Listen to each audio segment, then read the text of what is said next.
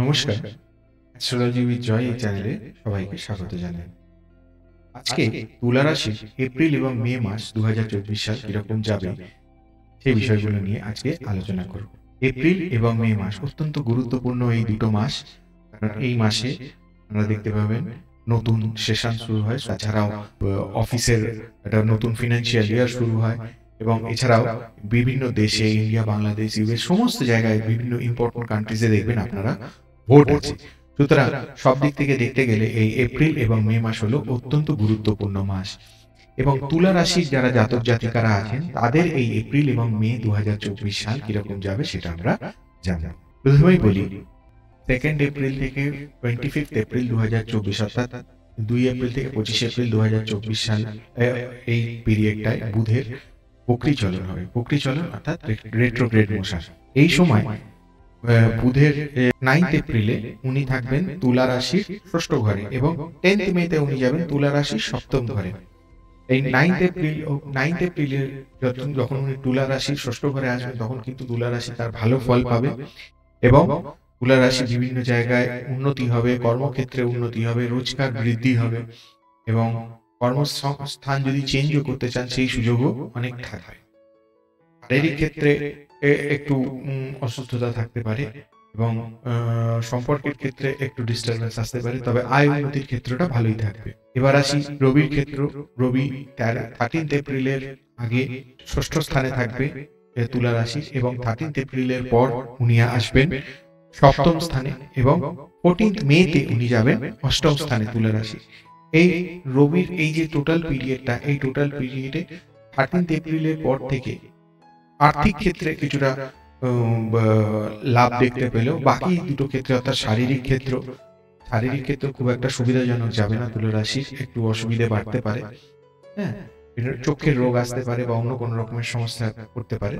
এছাড়া কিছু কিছু ক্ষেত্রে নতুন রোগ আমদানি হতে পারে। কিন্তু সম্পর্কের ক্ষেত্রে বলছি, সম্পর্কের ক্ষেত্রেও এই 13 এপ্রিলের পর থেকে কিছুটা ভালো যাবে।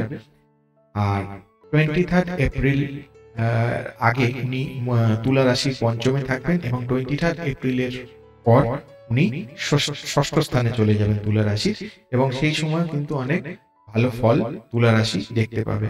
অর্থাৎ কিনা শনি থাকবেন, এখন শনি পুরো সময়টাই ধরে থাকবেন তুলা রাশির পঞ্চমে। অর্থাৎ সব দিক দেখতে গেলে, ওভারঅল বিচার করতে গেলে তুলা রাশির এই মাঝখানের যে ফেজটা যদি আমরা ধরি এই দুটো মাসে, অর্থাৎ 9 এপ্রিলের পর থেকে এই 14 মে এই যে ফেজটা, এই ফেজটা কিন্তু তুলা রাশি মোটামুটি ভালোই যাবে। তাতে আর্থিক উন্নতি আছে, শারীরিক পরিস্থিতির উন্নতি আছে, দাম্পত্য জীবনেও অনেক উন্নতি আছে। বা নতুন যারা বিবাহের জন্য নতুন পাত্র বা কোন পাত্রী খুঁজছেন তারাও নতুন কানেক্টিভিটি পাওয়ার একটা সম্ভাবনা আছে। তো ওভারঅল দেখতে গেলে এই তুলা রাশির যে এই মাঝখানের যে ফেজটা, এই ফেজটা কিন্তু ভালোই যাবে। এবার আসি আজকের বিশেষ বিষয়টা, সেটা হচ্ছে বিভিন্ন জায়গায় আপনারা দেখতে পাবেন ভোটিং আছে। তুলা রাশির যারা পলিটিক্সের সাথে যুক্ত বা রাজনীতি করেন এরকম যারা আছেন, তারা রাজনৈতিক ক্ষেত্রেও কিন্তু এই পিরিয়ডটা, এই এপ্রিল মে মাসের এই যে পিরিয়ডটাই, মাঝখানের পিরিয়ডটাই কিন্তু অনেক পলিটিক্যাল বেনিফিট পাবেন এবং আপনাদের দিকে অনেকটাই জনতার সমর্থন বলুন যাবে এবং আপনাদের দেখতে অবভিয়াসলি আপনাদের ব্যাকগ্রাউন্ডটা কিরকম সেটাও দেখতে হবে। যদি ভালো থেকে থাকে এবং সব দিক ঠিকঠাক থাকে তাহলে কিন্তু অনেকটাই তার সুবিধা আপনারা পাবেন এবং আপনাদের নেতৃত্ব দেওয়ার যে ক্ষমতাটা এবং আপনাদের যে নেতৃত্ব সংক্রান্ত যে গুণগুলো সেগুলো আরো ভালো বহিঃপ্রকাশ হবে।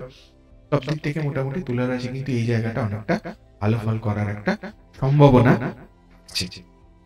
আর বলি, যদি আপনারা আমার সাথে এই ছক সংক্রান্ত বিষয়ে কোনো আলোচনা করতে চান বা পরামর্শ করতে চান তাহলে অবশ্যই যোগাযোগ করতে পারেন এই হোয়াটসঅ্যাপ নম্বরে, হোয়াটসঅ্যাপে মেসেজ করতে পারেন। আর যদি আমার এই ভিডিওটি আপনাদের উপকারে লেগে থাকে তাহলে অবশ্যই আমাকে লাইক দেবেন এবং আমার চ্যানেলটি সাবস্ক্রাইব করবেন। আর আপনাদের যদি কোনো বক্তব্য থাকে, আপনাদের গুরুত্বপূর্ণ কমেন্ট অবশ্যই আমার কমেন্ট বক্সে দেবেন। আজকে এই পর্যন্তই, ধন্যবাদ।